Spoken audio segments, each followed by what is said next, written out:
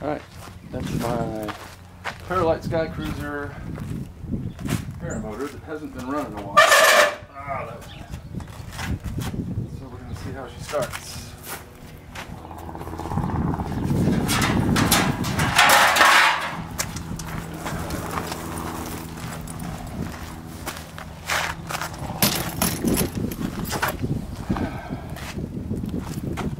A little dusty.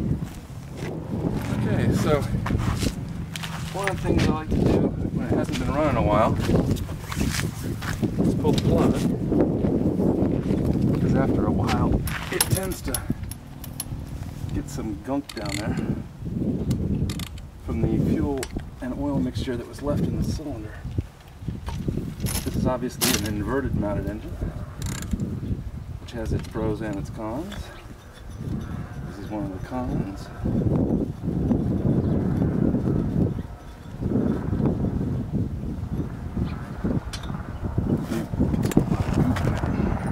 When it sits for a long period of time.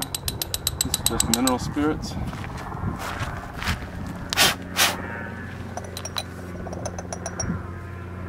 As you can see, it's got a Simonini Mini 2 Plus engine, 201 or 202 cc's.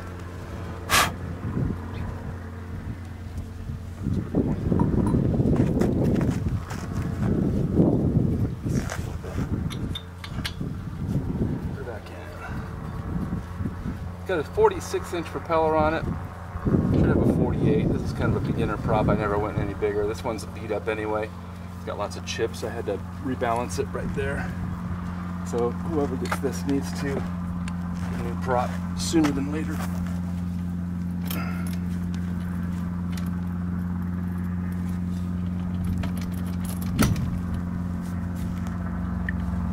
Alright, so that's all clean. Belt drive, I can't remember the ratio right now, but it looks pretty good. I'll show you how to start a Simonini. It's got a Walbro 32 carburetor on it, which has a built-in diaphragm in the bottom. It functions as the fuel pump because it doesn't have a float bolt.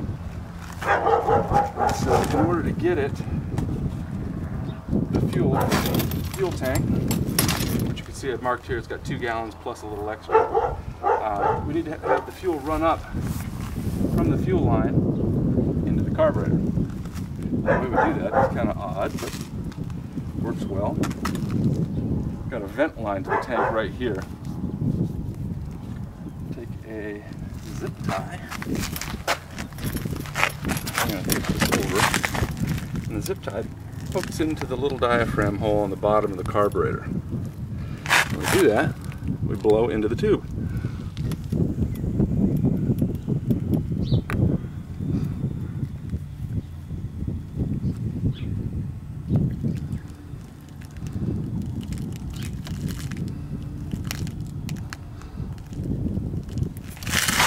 And I wait until this happens. I'm looking for fuel to come out. Then I count to about 5 or 10, and notice I tilted it over so the fuel doesn't run into the crankcase of the engine.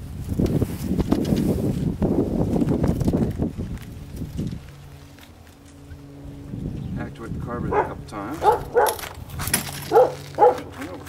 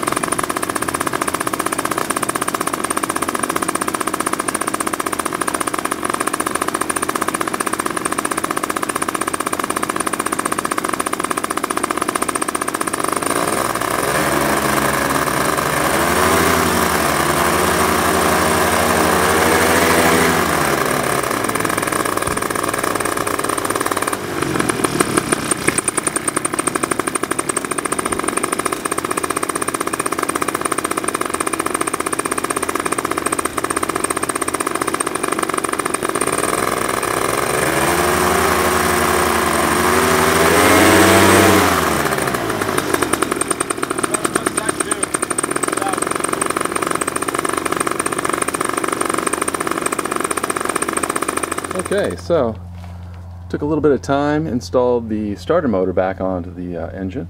Just sits here, and the teeth engage that flywheel. It's all hooked up, and I have tentatively connected it to the battery of my car because I don't have the battery for the paraglider because I never used the battery. And but I'll show you how it works, and we'll start it up here just for a second. Before we do, I'll just explain that priming process I did before. It wasn't really that clear. Here's our vent tube.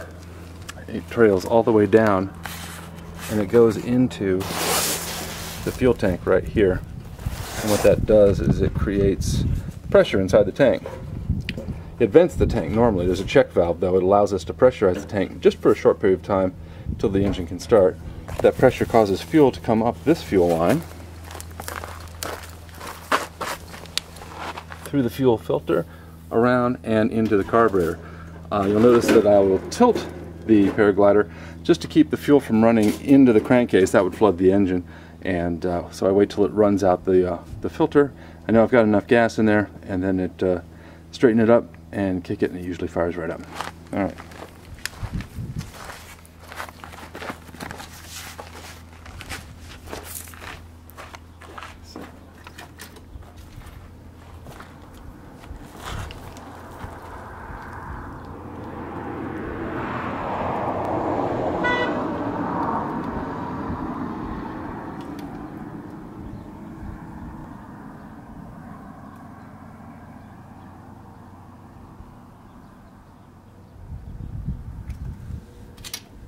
Got some fuel leaking out, as it should.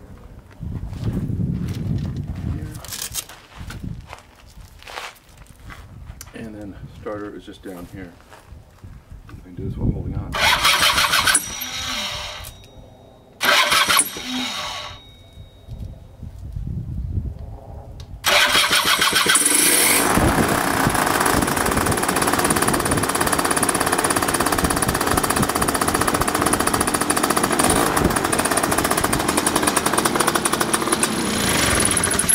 Fuel switch on top.